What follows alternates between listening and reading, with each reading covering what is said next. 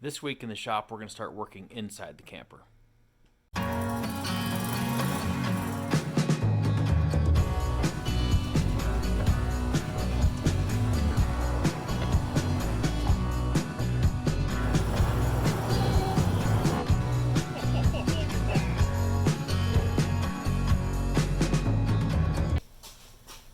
I didn't film all this because it really wasn't all that exciting. I was pretty bored myself doing it all. So I ended up cutting 28 more 1-inch strips that I'm now gluing and nailing together to make more wall supports. And I'm getting low on glue.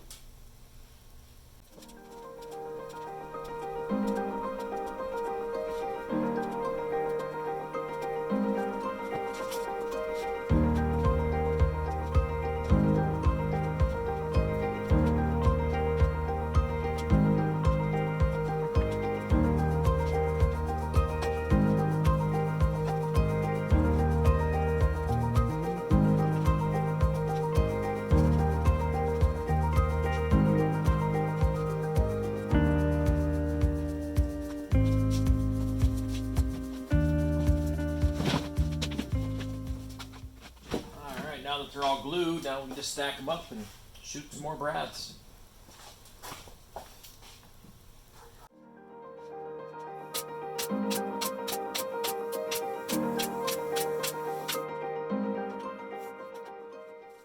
Let's get this window installed. So you can see here I've cut this top edge shorter than the rest of the sides. I wanted to keep this window as high as possible so I can comfortably look out the window without having to bend down. So I sacrificed a little material up there.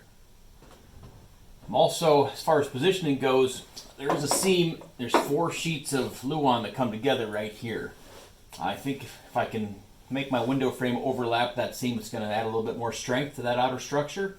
So we're going to go ahead and slide it back enough to make sure that we capture all 4 sheets. Now we just need to get it marked so we can cut it out.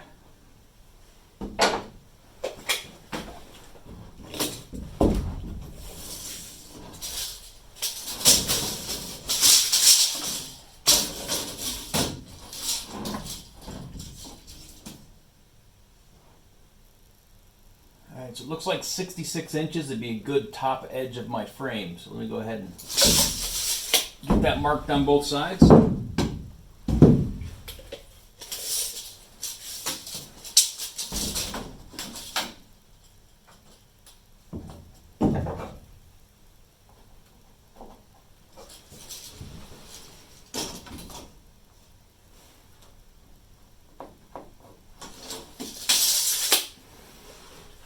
Alright, now that we have our height marked, we can line the frame back up here and then mark our edges and our bottom where we're going to cut out the structure at.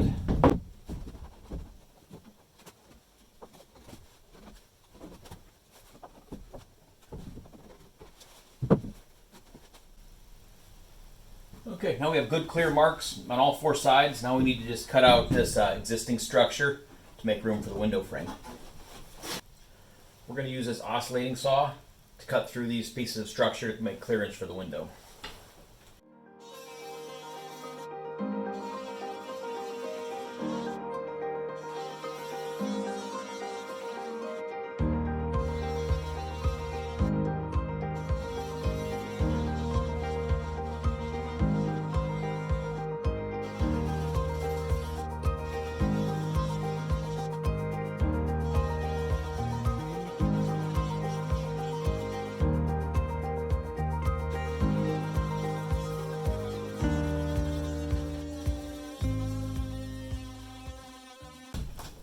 Okay, now that everything's cut, now we just need to smash the pieces out of there. Remember, they are all glued and brad nailed, so.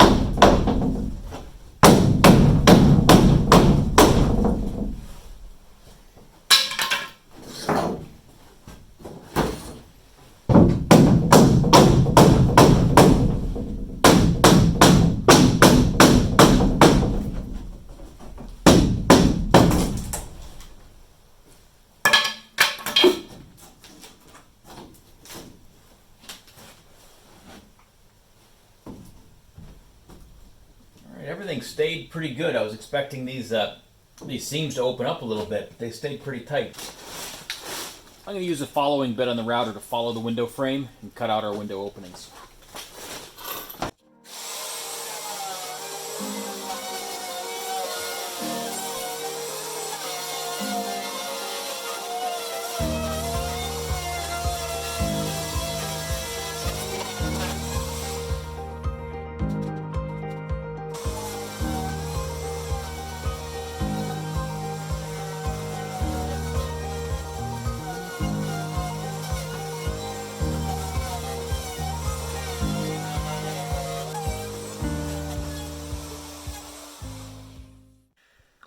And here's the window from the inside. You can see the framework around it. I left a pretty good cushion to be able to attach trim to. Let's see if it actually opens. Oh, look at that. It actually opens. Yep, and it's offset. Let me step on out so you can see the layout of things. It is offset towards the back a little bit because it has to clear the bathroom in that front corner.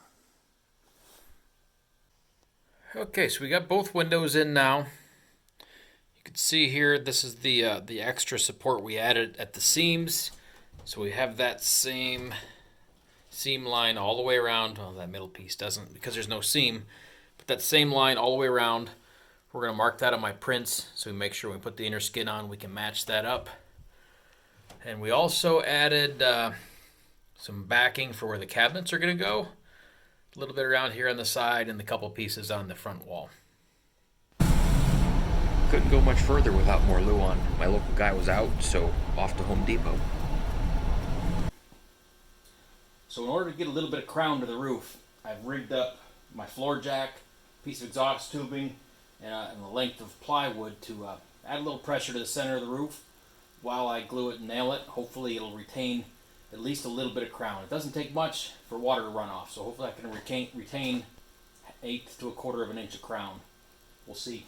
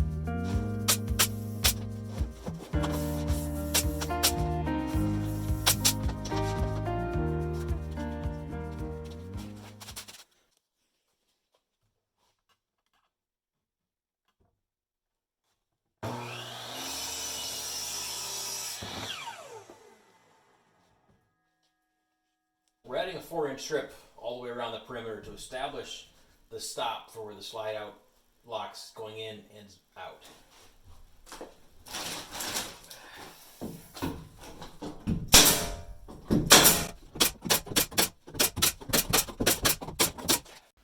We're going to go ahead and wrap this video up here.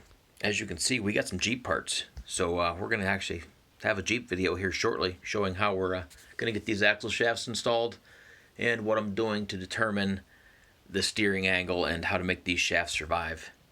Please like my videos, like my channel, subscribe. Trying to grow this page, so all the support we can get would be appreciated.